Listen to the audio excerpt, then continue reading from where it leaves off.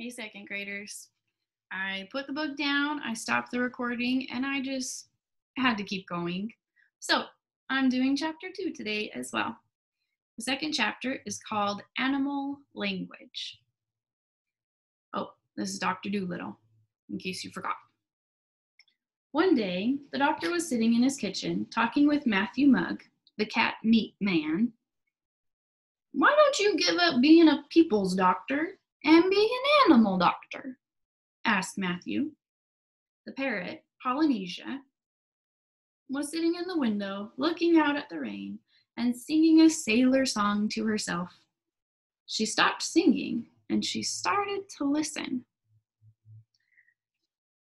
"You see, doctor," Matthew went on, "you know all about animals, much more than any vet does. That book you wrote about cats, why, it's wonderful. You might have been a cat yourself. You know the way animals think and listen. You can make a lot of money doctoring animals. You see, I'd send all the old women who had sick cats and sick dogs to you, and all the farmers round about who had horses and weak lambs could come. You should be an animal doctor." When the cat meat man had gone, Polynesia flew off the window onto the doctor's table and said, "That man's got sense. That's what you ought to do. Be an animal doctor. Give those silly people up. If they haven't brains enough to see that you're the best doctor in the world, be an animal doctor." "Oh, there's plenty of animal doctors," said John Dolittle, putting the flower pots outside on the windowsill to catch the rain. "Yes, there are plenty," said Polynesia, "but none of them are any good at all. Now listen, doctor, and I'll tell you something. Did you know that animals can talk?" "I knew that parrots can talk," said the doctor. "Oh, we parrots can talk in 2 languages, people language and animal language," said Polynesia. "If I say, 'Polly wants a cracker,' you understand me. But hear this, caca-wee-fee-fee." "Good gracious," cried the doctor. "What does that mean?" "That means, 'Is the porridge hot yet?' in bird language." "My, you don't say so. You never talked to me that way before." "Well, what would have been the use?" said Polynesia, dusting some cracker crumbs off of her left wing. "You wouldn't have understood me if I did." "Tell me some more," said the doctor, all excited. He took up a pencil. "Now, don't go too fast, and I'll write it down. Give me the birds' ABCs first." "Oh, hello. Would you like to read too?" "You're cool. Yeah. Slowly now." So that was the way the doctor came to know that animals had a language of their own and could talk to one another. All that afternoon, while it was raining, Polynesia sat on the kitchen table giving him bird words to write down. At tea time, when the dog Jip came in, Polynesia said to the doctor, "See, he's talking to you." "Looks to me as if he's scratching his ear," said the doctor. "Well, animals don't always speak with their mouths," said Polynesia, raising her eyebrows. "They talk with their ears, with their feet, with their tails, with everything. Sometimes they don't want to make a noise. Do you see now the way he's twitching up the side of his nose? Are you twitching the side of your nose?" "I don't know if he is." "Well, what's that mean?" asked the doctor. "That means, can't you see that it has stopped raining?" Polynesia answered. "He's asking a question. Dogs nearly always use their noses for asking questions."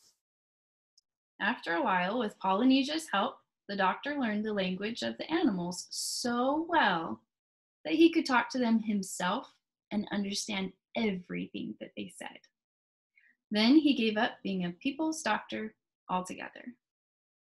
As soon as the cat meat man had told everyone that John Dolittle was going to become an animal doctor, old ladies began to bring him their pet pugs and poodles who had eaten too much cake, and farmers came many miles to show him sick cows and sheep.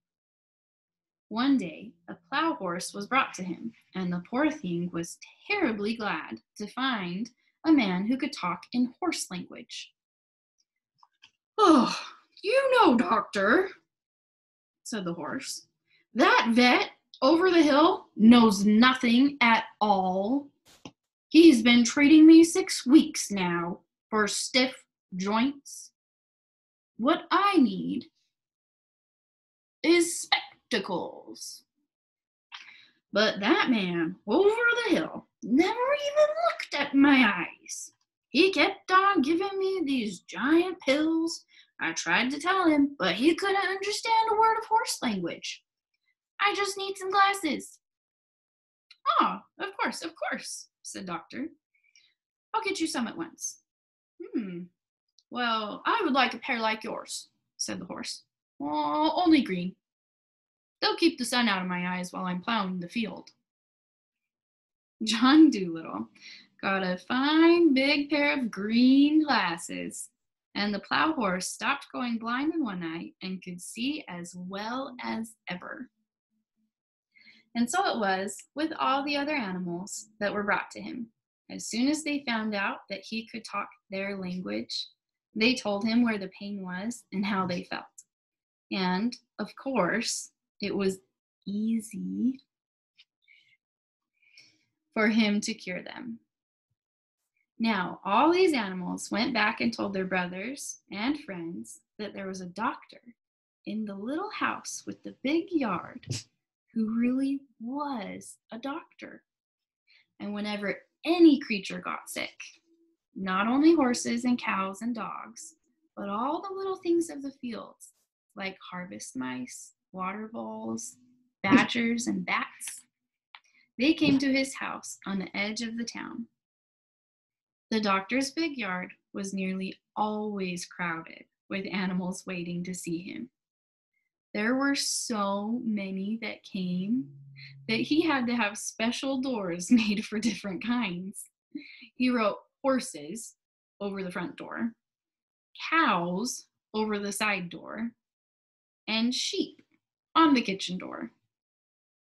Even the mice had a tiny little tunnel made for them into the cellar, where they waited patiently in rows for the doctor to come around to them.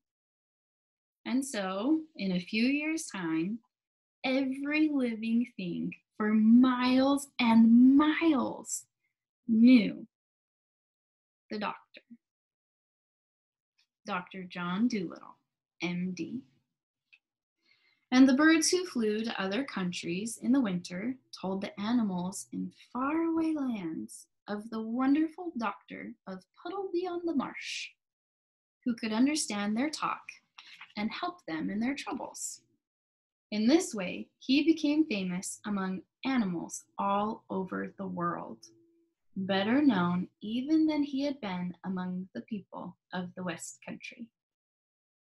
And he was happy, and he liked his life very much. One afternoon, when the doctor was busy writing in a book, Polynesia sat in the window, as she nearly always did, looking out at the leaves blowing about in the garden. Suddenly, she laughed out loud. "What is it, Polynesia?" asked the doctor, looking up from his book. "Well, I was just thinking about people," said Polynesia. "They think they are so wonderful. But the world has been going on now for thousands of years, hasn't it? And the only thing in animal language that people have learned is that when a dog wags his tail, he means I'm happy. Isn't that funny? People, my goodness, you are the very first man to talk like us. People are always talking about those animals. They don't know anything. Why, I knew a macaw once who could say good morning in 7 different languages and knew more geography than people will ever know. People! Golly! I suppose if people ever learn to fly, like any common hedge sparrow, we shall never hear the end of it. You know, Polynesia, you're a wise old bird, said the doctor. How old are you really? I know that parrots and elephants sometimes live to be very, very old. Well, I can never be quite sure of my age, said Polynesia. It's either 183 or 182. Then she fluffed her feathers and proudly went back to watching the leaves. And that is the end of chapter 2. Talk to you guys soon. Hope you're having a great day.